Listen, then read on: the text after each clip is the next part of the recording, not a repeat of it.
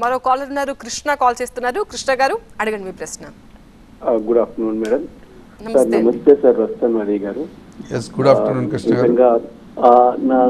నాకు తెలిసినంత వరకు నాకు మొట్టమొదట కాంగ్రెస్ పార్టీ అంటే అదే మోడర్న్ పాలిటిక్స్ కి మదర్ ఆఫ్ పాలిటిక్స్ కి కాంగ్రెస్ పార్టీ ఆద్యం అయితే అది నేను చాలా కాలం నమ్మాను సార్.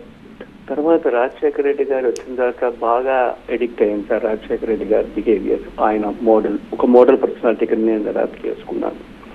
కానీ మన కాంగ్రెస్ పార్టీ ఆంధ్రప్రదేశ్ ఇచ్చిన వరాలు ఏ దేశంలో ఏ రాష్ట్రానికి ఇచ్చి ఉండదు సార్. తీసిన తర్వాత అంత మంచి వరాలు ఇచ్చింది.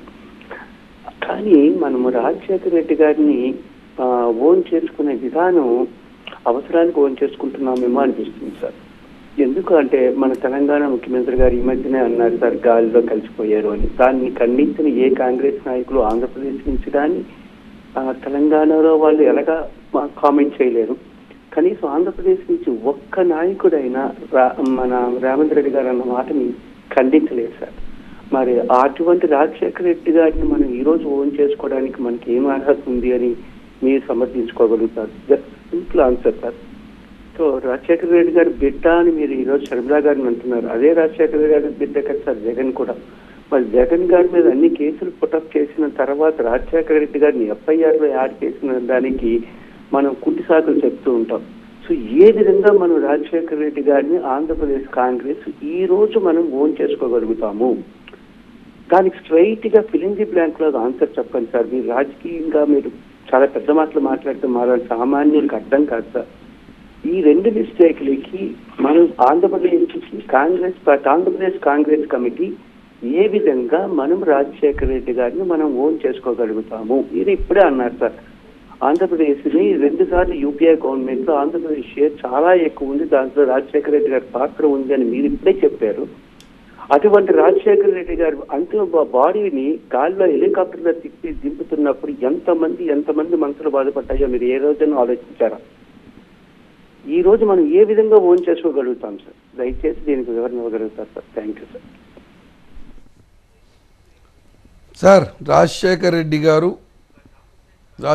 రెడ్డి గారి యొక్క రాజకీయ ప్రయాణం కాంగ్రెస్ పార్టీతో, కాంగ్రెస్ పార్టీ నాయకత్వంతో ఈ దేశంలో ఒక మహానాయకుడుగా తయారవటానికి ఒక వారధిగా కాంగ్రెస్ పార్టీ తయారైంది.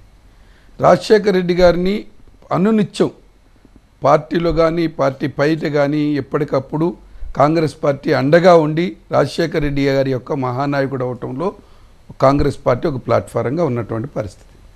మీరు అన్నట్టుగా రాజశేఖర రెడ్డి గారి మీద కేసులు పెట్టాలనేటటువంటి భాగం కాదు. ఇవాళ మీరు షర్మిలమ్మ గారు మాట్లాడినటువంటి ఒకసారి వింటే మీకే అర్థమవుతుంది ఏ విధంగా అని చెప్పి. షర్మిలమ్మ గారు యూపీఏ ప్రభుత్వంలో ఉన్నప్పుడు బోఫర్స్ కేసులకు సంబంధించినటువంటి దానిలో కూడా చనిపోయిన తర్వాత కూడా రాజీవ్ గాంధీ గారి మీద కేసులు పెట్టినటువంటి చరిత్ర. Start with the end in mind. You need to know where you want to reach. Every morning that we wake up, we are exercising our choice. The destiny is decided. The results are known that I'm going to win. Life of a goalkeeper is something which has always intrigued me. When you come into a stadium, this is the highest level of pressure.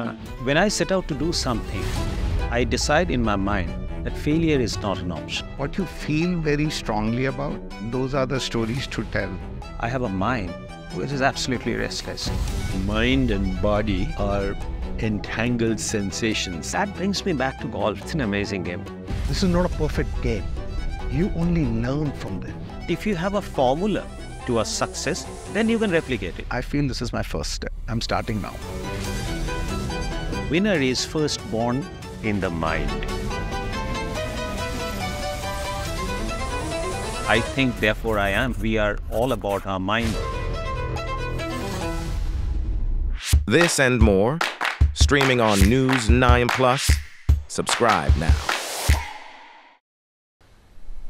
ఈ చట్టాల్లో ఎక్కడో ఒక చోట జరుగుతూ ఉంటాయి.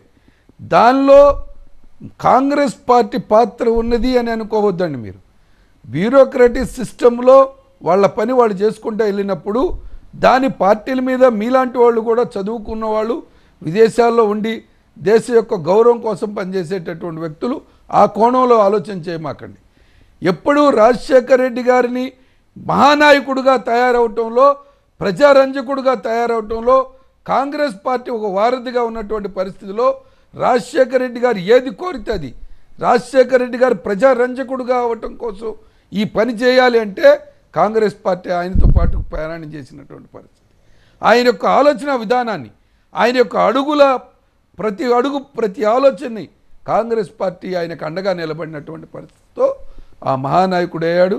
దురదృష్టం మన ముందు లేకపోవటం. కానీ మీరు ఒకసారి ఆలోచన చేయాలి, ఆ మహానాయకుడిని ఓన్ చేసుకున్నటువంటి అధికారంలో వచ్చినటువంటి నాయకుడు జగన్మోహన్ రెడ్డి గారు.